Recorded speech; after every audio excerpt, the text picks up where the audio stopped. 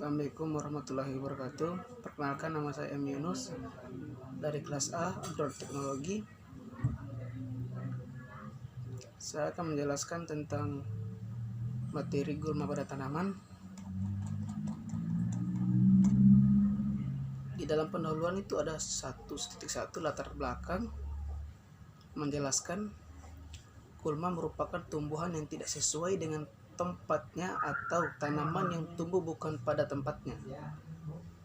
Gulma merupakan tanaman yang keberadaan atau kehadirannya dapat mengganggu tanaman lain. Gulma mempengaruhi banyak fase perusahaan tanaman dan menyebabkan kerugian-kerugian yang serius dalam hasil dan kualitas, dan meningkatkan biaya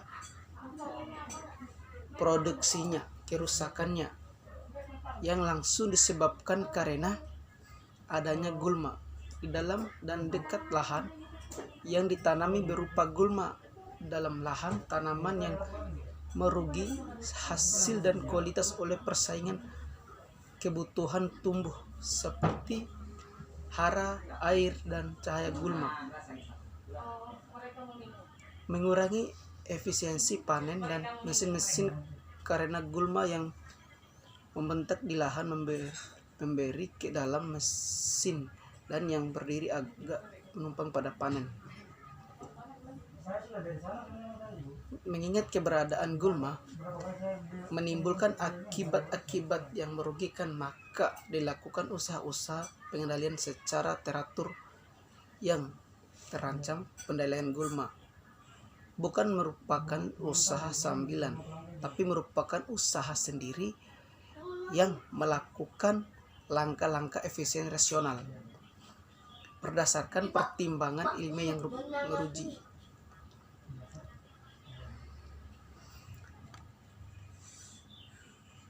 Jadi, berdasarkan definisi subjeknya, gulma dapat diartikan sebagai tumbuhan yang tidak dihendaki manusia karena tumbuh di tempat yang tidak diinginkan dan mempunyai pengaruh negatif terhadap manusia baik secara langsung ataupun tidak langsung. Keberadaan gulma tidak dihendaki karena gulma mempunyai daya kompetisi yang tinggi. Ruang, air, udara, unsur hara terhadap tanaman yang dibudidayakan sehingga mengganggu pertumbuhan, dan terhadap tanaman yang budidaya sehingga mengganggu pertumbuhan, yang menurunkan kualitas dan kualitas hasil panen tanaman budidaya.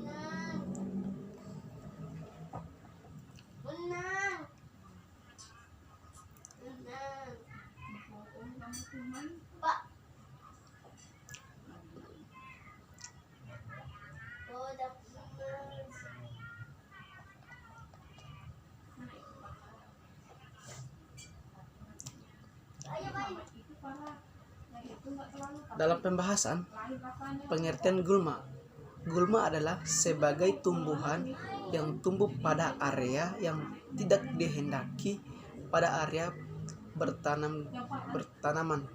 Gulma secara langsung maupun tidak langsung merugikan tanaman budidaya. Pengenalan suatu jenis gulma dapat dilakukan dengan melihat keadaan morfologinya, habitatnya, dan bentuk pertumbuhannya. Berdasarkan keadaan morfologinya dikenal gulma perumpatan, teki-tekian, dan berdaur lebar. Golongan gulma berputar kebanyakan berasal dari famili Gramineae.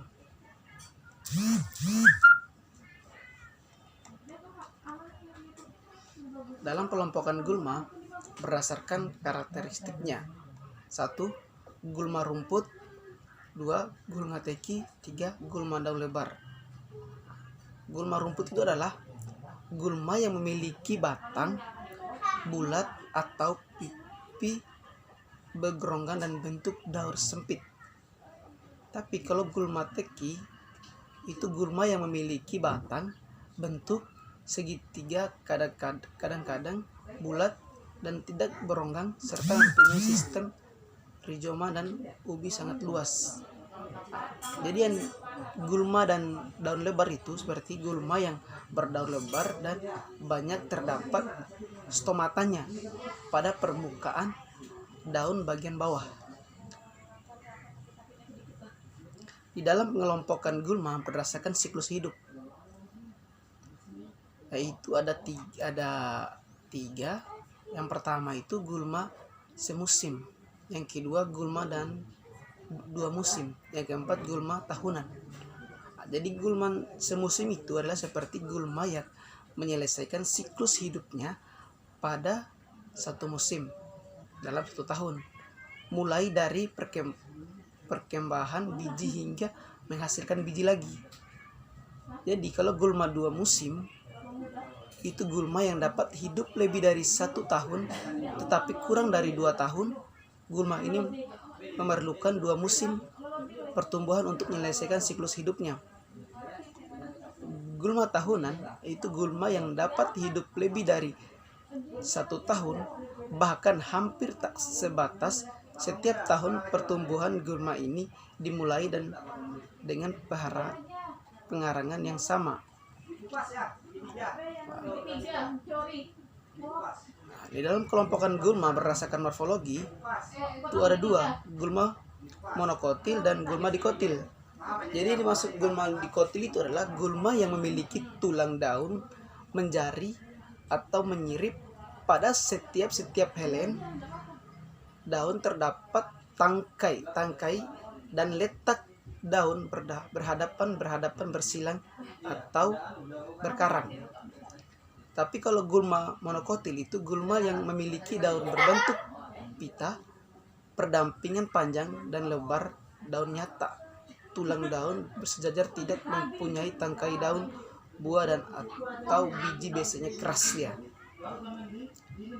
Jadi di dalam kelompokan gulma berdasarkan tingkat sarangan itu ada 2, gulma tidak ganas dan gulma ganas.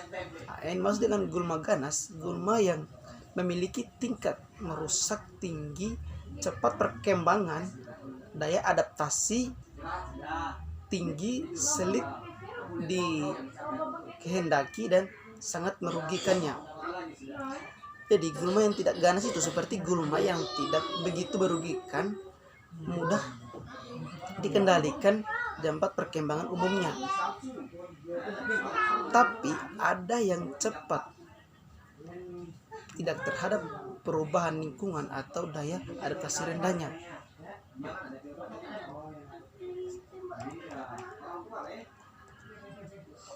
Contohnya itu seperti alang-alang, rumput teki, encer gondong.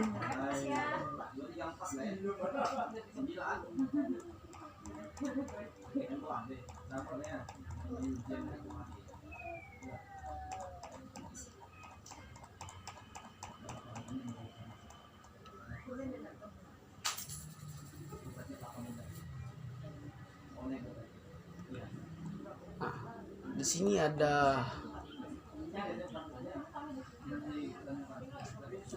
contoh meranti dan tanaman suku di teprocer, biji terpencar karena tangkainya tergoyang angin. Contohnya itu seperti hidrokori, yang artinya itu pemecaran biji dengan bentuk air. Bijinya mempunyai ciri ringan dan embryur lengangnya mempunyai perlindungan yang baik. Contohnya itu kelapa itu menyangkul. Jokori itu perancaan dengan perataan hewan, pemencaran dengan perataan buru. Biasanya biji tanaman ini tidak dapat dicerna dan dikeluar bersama kotoran buruh. Contohnya benalu.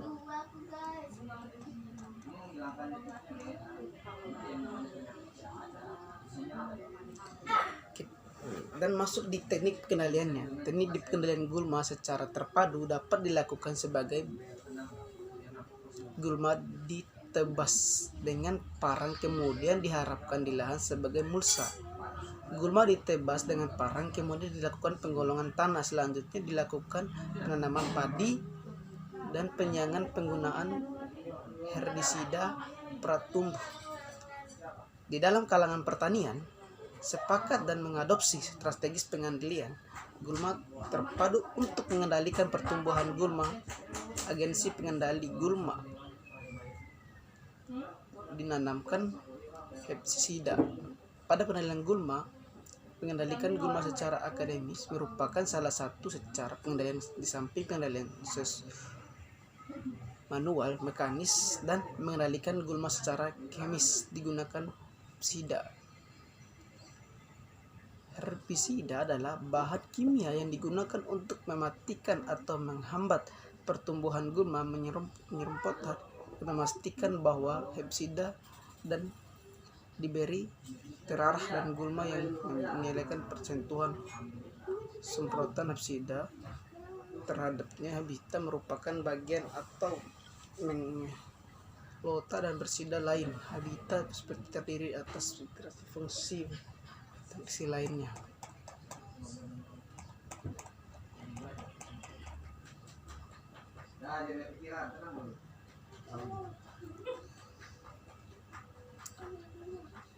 Kesimpulannya dari semua yang dari atas saya jelaskan itu, dalam kesimpulan berdasarkan uraian yang di atas, maka dapat disimpulkan bahwa gulma merupakan tumbuhan yang tumbuh pada waktu, tempat, dan kondisi yang tidak diinginkan manusia.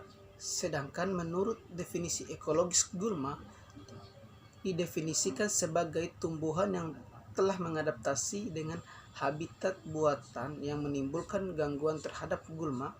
Aktivitas manusia dalam program pengendalian gulma yang tetapi untuk memperoleh hasil yang memuaskan perlu dipikirkan lebih dahulu pengetahuan tentang biologi dan gulma.